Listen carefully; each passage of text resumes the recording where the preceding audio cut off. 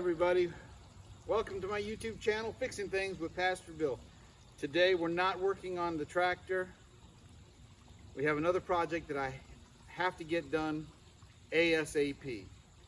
So my son let me borrow this machine here, and it belongs to a co-worker of his, and I only have it for this week. So what do I have to do? I gotta dig my footers for my garage. Winter is coming and I gotta have a place to put my tractor. I gotta have a place to do projects. I gotta have a place to park my bikes and put all my tools out of that spider infested shed. So today I'm going to show you how to do footers on a building. We're also going to be doing some other things as this project carries on, and we'll be showing you maybe the processes of going to the county and submitting the blueprints and getting that old red stamp on them prints. I drew up my own set of prints. I'll show them to you. I'll take some pictures and post them maybe right here or right here or right here or right here somewhere. But so let's get with it doing these footers, and I'll show you what we already got done. For some reason I didn't put the camera on yesterday, but I got a lot of the stuff, some of it done, and I'm going to show you how we doing the forms and everything else. So because I'm in a hurry and I got to get it done. Winter is coming, and the zombies will be coming through the woods. Oh, that's a different show. All right.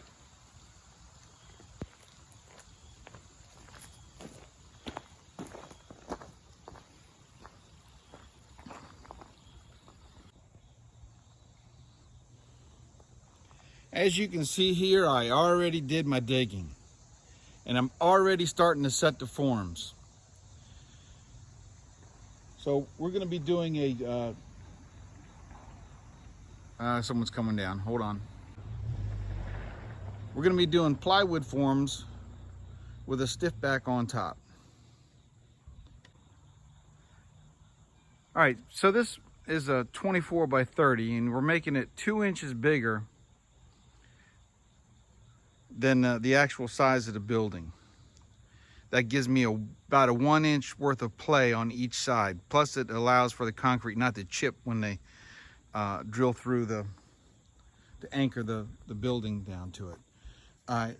But in building the forms, there's a grade that is, so we have a slope in the grade. So you have to cut the plywood so that it goes smaller and smaller and smaller. Then you take what's left of that plywood and run it on the other side, because the slope is still the same all the way down through.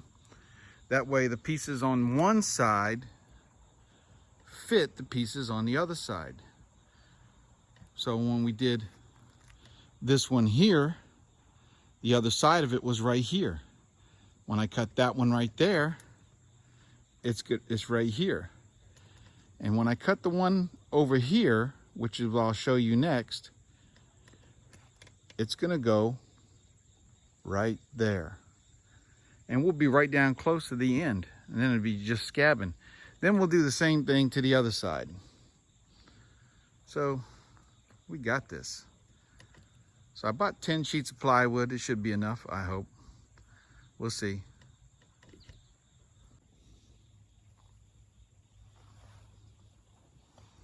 All right, so when we're making the form, I started off with a 10-foot board, then scabbing on as we go 8-foot board, which leaves the excess. So what I have here is 24 inches, 1/4 inch. So when I scab the board onto the form on the other side, we can just leave that 24 1/4 inch onto it.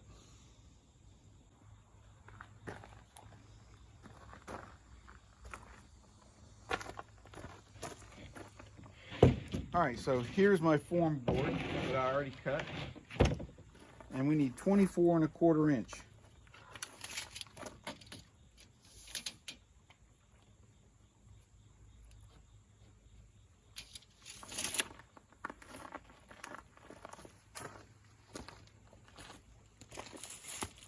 Take the 8-foot 2x4.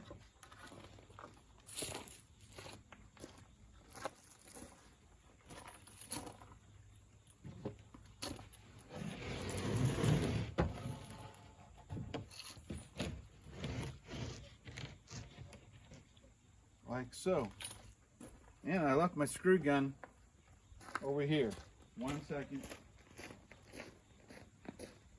We'll probably edit that out. Maybe not.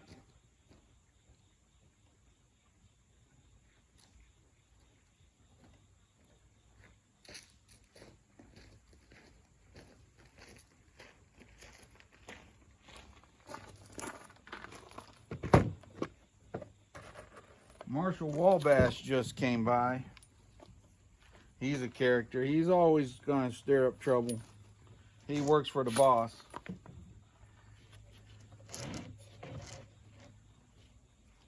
All right, got my mark for my 24 1/4.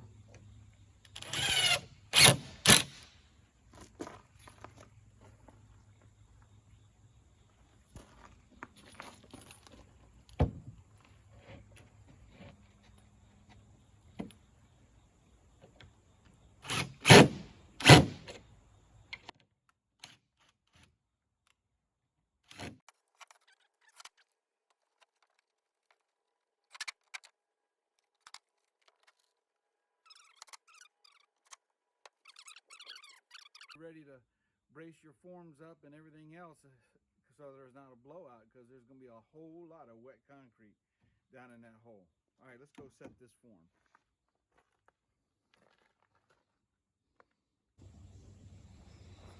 All right, now we're inside the building. All right, so the white line that you see there, I set with my transit, and it represents the slab height, and it's perfectly level all the way around. So we're going to build our form up to it. Now we got a 1/4 inch drop in the center, so we allowed for that, and we'll run a physical level on it to double check it. So let's show you how we do this.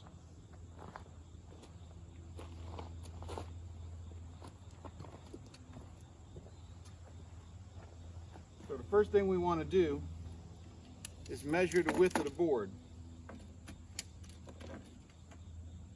So I got a 11.5 right here. Let's go down here closer to the end. 11.5. At least my cutting skills are okay. So 11.5 inches, we're gonna maybe, yeah, 11.5 inches, we're gonna drive one of these spikes in from the line. That will hold the end of the form up, even though it's probably not gonna need it, because I did it so it'd be 1.5 inches sitting on the thing. But that's how we normally do it. So let's test it. Let me test my theory out.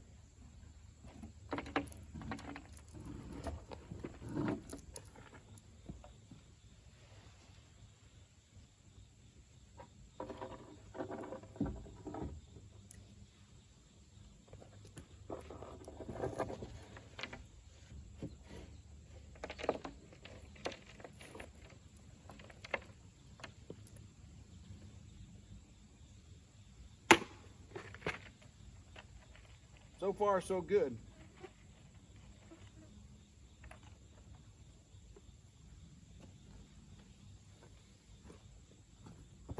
As you can see, it's always just me working. It's just me.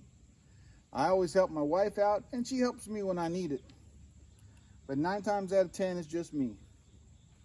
When I'm out here working, she's back at the salon working, doing what she does best.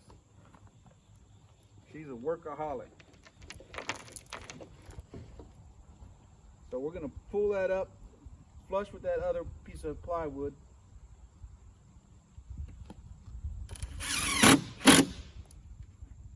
And that's like downtown, baby.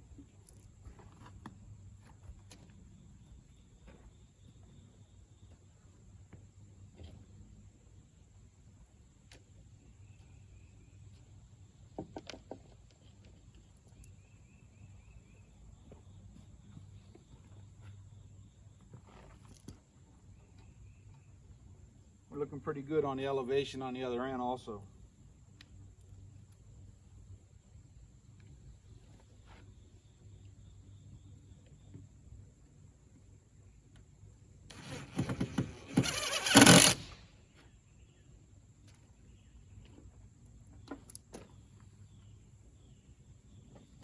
Now we're going to be putting some wood, some stakes in, and we're going to get this thing run exactly tight with that line. Well, actually just off of the line. If it touches the line, you're moving it.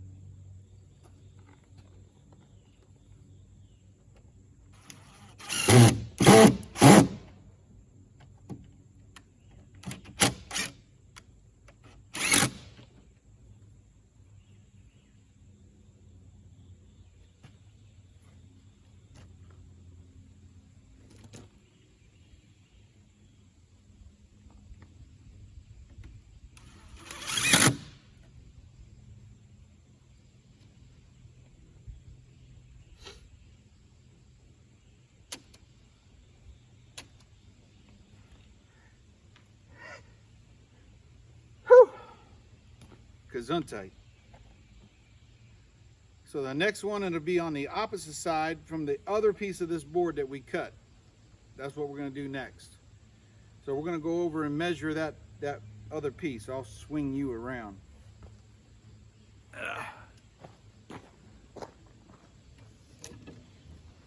Look at that. It's amazing.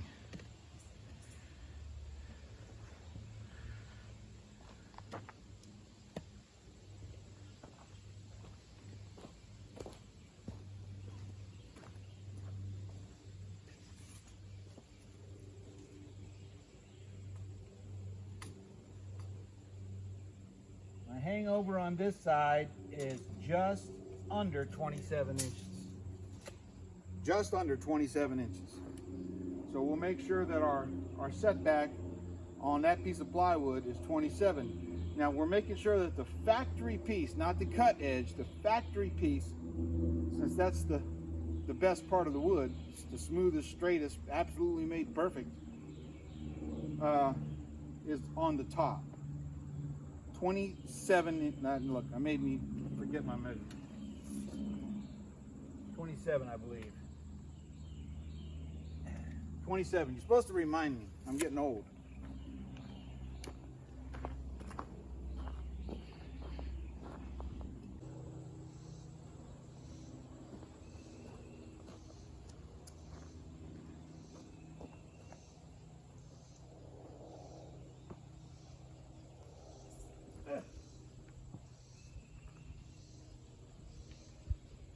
Process is the same as the other side.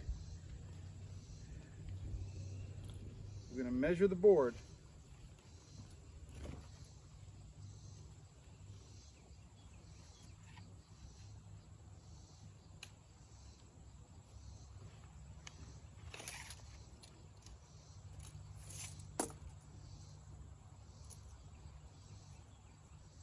Got 36¼ inches.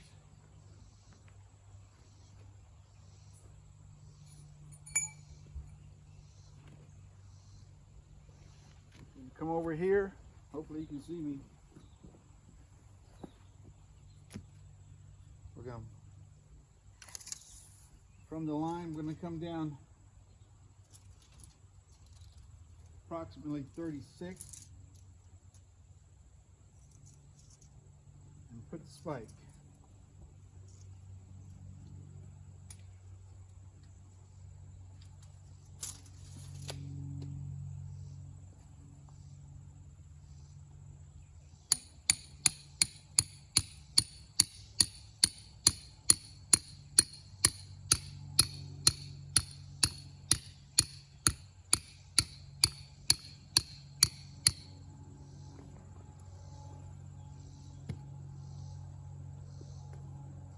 Keep my tools on this side so I can get to them.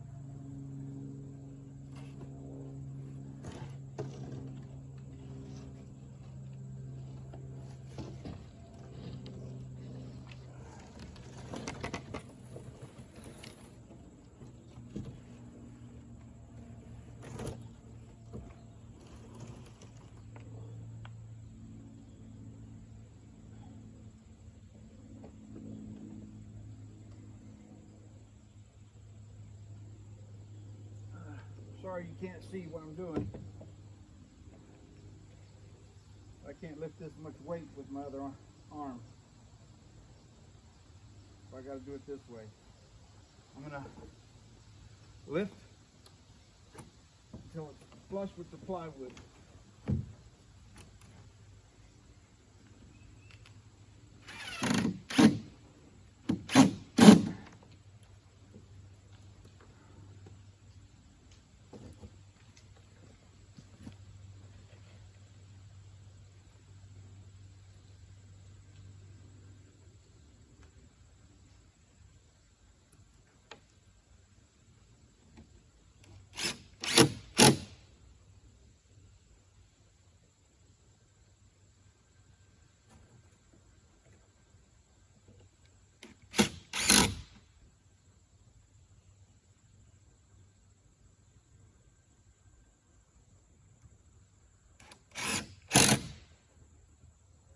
We're not going to worry about this gap because we're going to put some bridging on it to keep it from wanting to do the...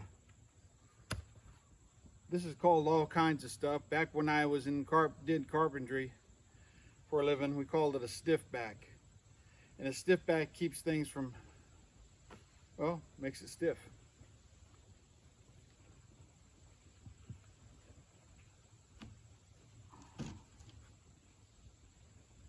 Going good because that plywood's lining right up.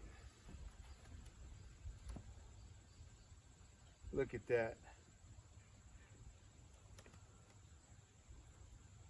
That thing is just like downtown. All right, the next one may be a full boat. I have to check it.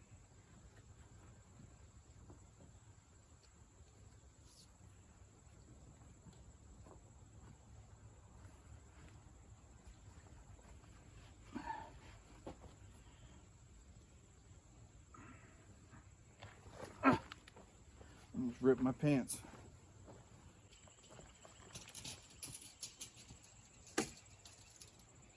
Unless I didn't do my line right.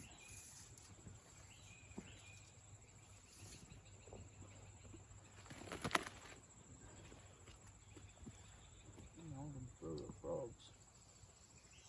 I'll get you out of there, don't worry about it.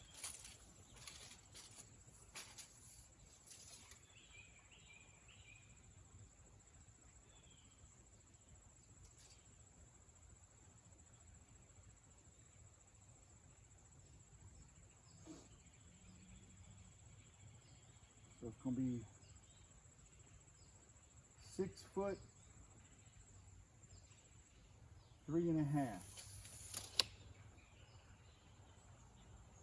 6 foot 3.5.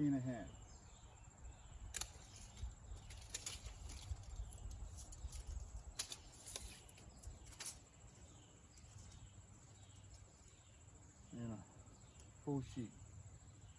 6 foot 3.5. Remember that. I'm gonna see if I can't get out of here.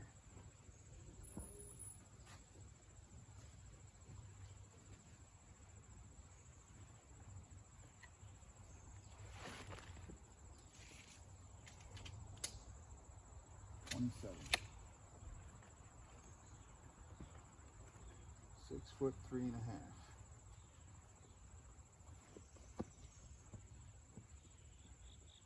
What was that? Oh yeah, 6 foot 3.5.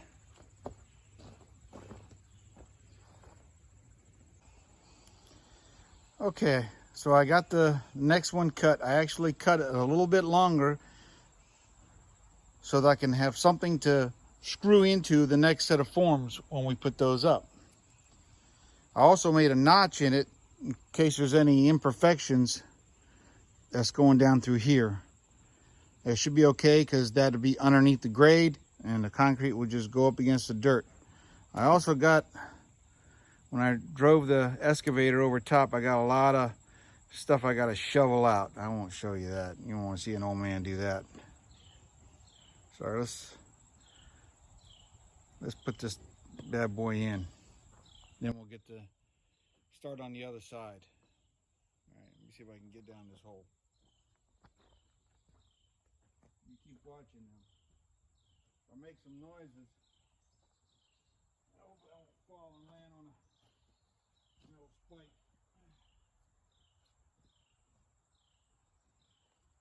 If I do, call 911 for me, right? What do you mean?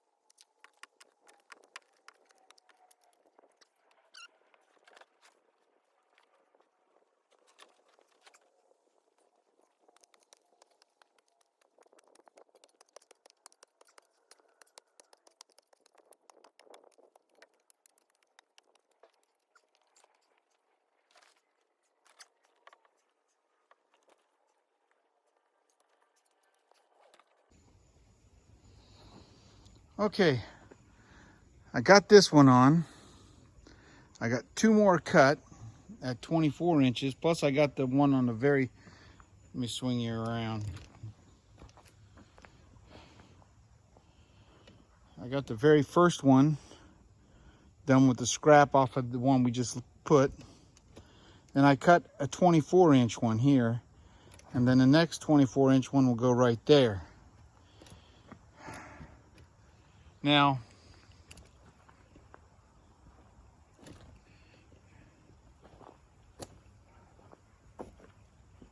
you know that we got this tractor pull thing coming up at the White Oak Fair.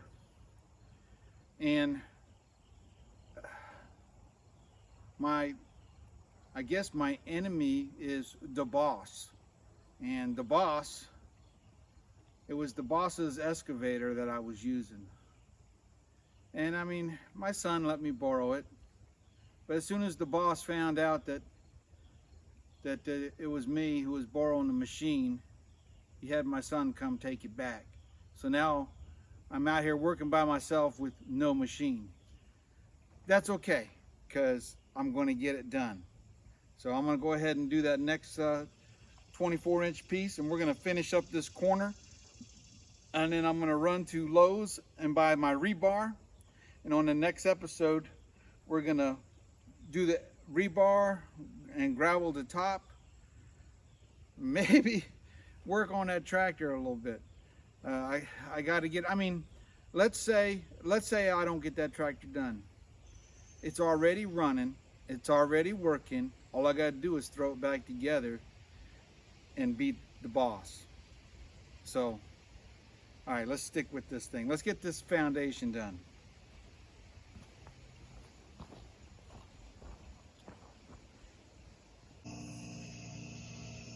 I don't know if you can see it.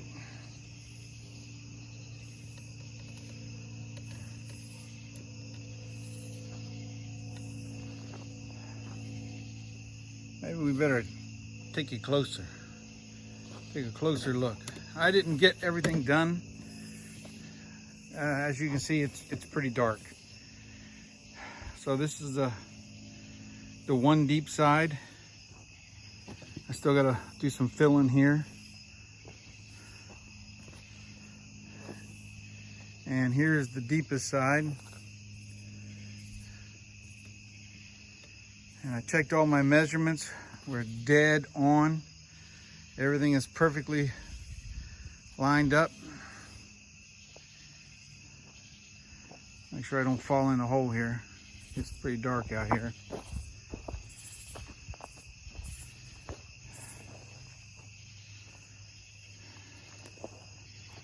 It's too bad that the boss has to be that way and take the mini X out of here. I was going to use it to pull the forms up once I pour the concrete. So I'm going to pour the concrete in 2 pours. One up to the bottom of the plywood, which will hold the plywood stout. And then I'll prep the top of the slab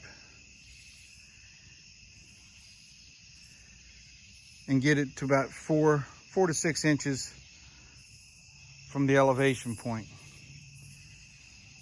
So next we'll be setting rebar. I did not have time. Oh, let me see. Whew. I did not have time to go get the rebar today. But we're going Monday to the county and to submit the blueprints. And they're probably going to ask me for to get a soil sample. It's called a swell test, I think, shrink swell test. And we'll get that done, and then call in for an inspection on the footers, and then we'll pour.